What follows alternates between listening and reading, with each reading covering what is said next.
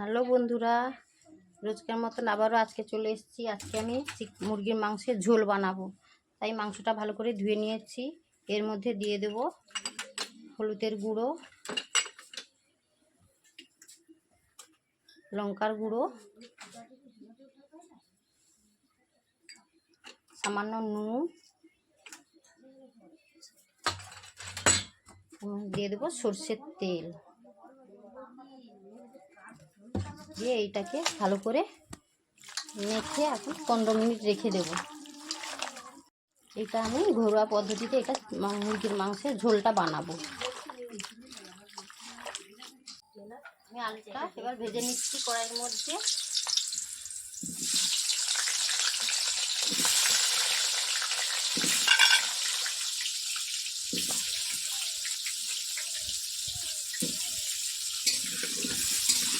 চিকেনের ঝোল লাগবে, চিকেনের ঝোল রান্না হবে। পোড়া তরকারি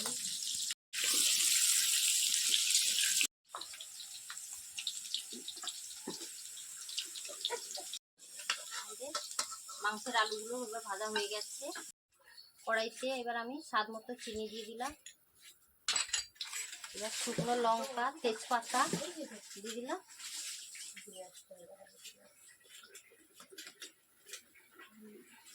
এর মধ্যে দিয়ে দেব রসুন বাটা,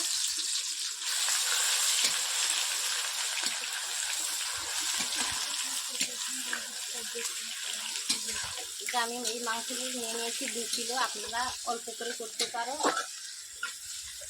পেঁয়াজ কুচনো এবার দিয়ে দিলাম।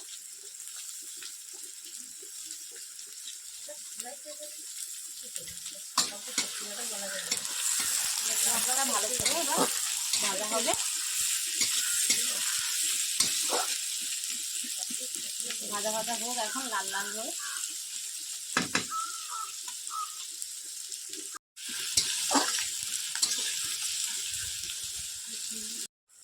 পেঁয়াজটা এবার লাল লাল হয়ে ভাজা হয়ে এসছে। এর মধ্যে এবার দিয়ে দেব আদা বাটা, টমেটো কুচি, এখানে দিয়ে দেব হলুদের গুঁড়ো পরিমাণ মতো, কাশ্মীরি লঙ্কা দিয়ে দিলাম, লাল লঙ্কার গুঁড়ো রং হবে।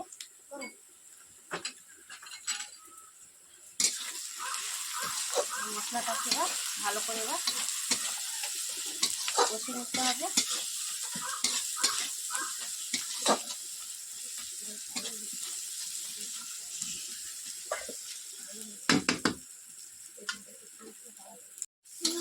এবার মশলাটা এবার অল্প করে আমি জল দিচ্ছি যাতে মশলাটা না লেগে যায়। এর মধ্যে এটা ভালো করে এটা কষে নেব।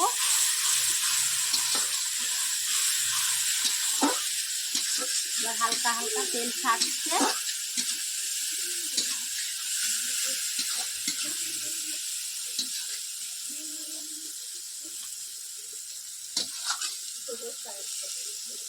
এর মধ্যে এবার দিয়ে দেব মুরগির মাংসটা।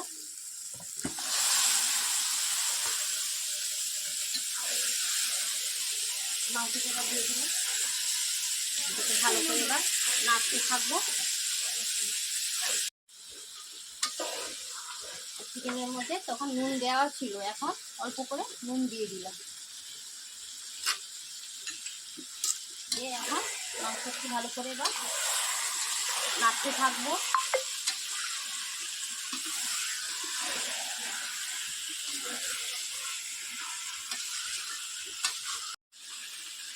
চিকেনের মধ্যে আমি দিয়ে দেবো ক্যাপসিকামগুলো কাটা রয়েছে। ক্যাপসিকাম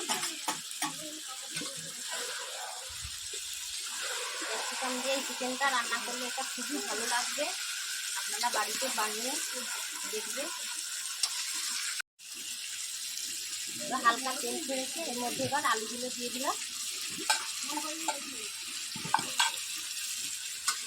আলুটা দিয়ে এবার চিকেনটা ভালো করে এবার কষানো হবে।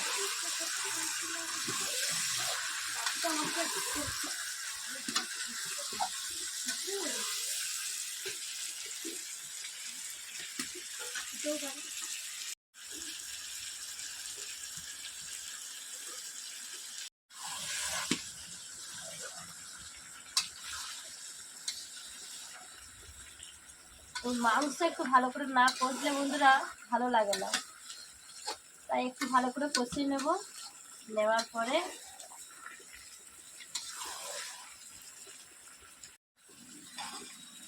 আপনাদের কোথায় কোথায় উনুনে রান্না হয় একটু প্লিজ কমেন্ট করে জানাবে। আমি তো উনুনে রান্না করছি, আর যদি তোমাদের এরকম উনুনে রান্না যদি ভালো লেগে থাকে আমার পাশে থাকবে, সাপোর্ট করবে।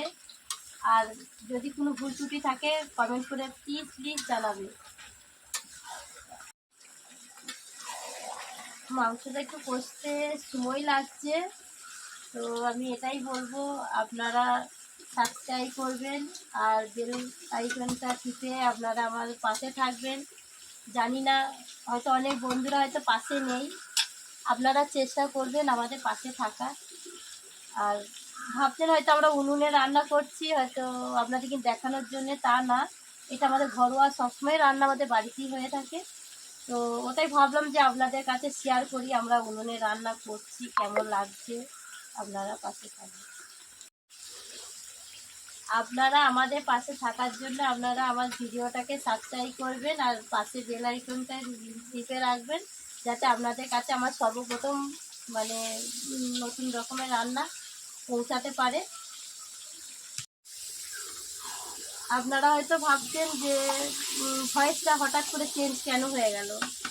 আচ্ছা, সত্যি কথা বলতে আমাদের জয়েন্ট ফ্যামিলি, যার জন্য আমাদের ঘরে কাজ থাকে, ও দুই জায়ের মধ্যে আমরা চেঞ্জ করে করে বসি। তো আমি বসেছি, একটু তার কাজ পড়ে গেছে, তো আমাদের কষা হয়ে গেছে। এবার আমি দিয়ে দেবো পরিমাণ মতন জল।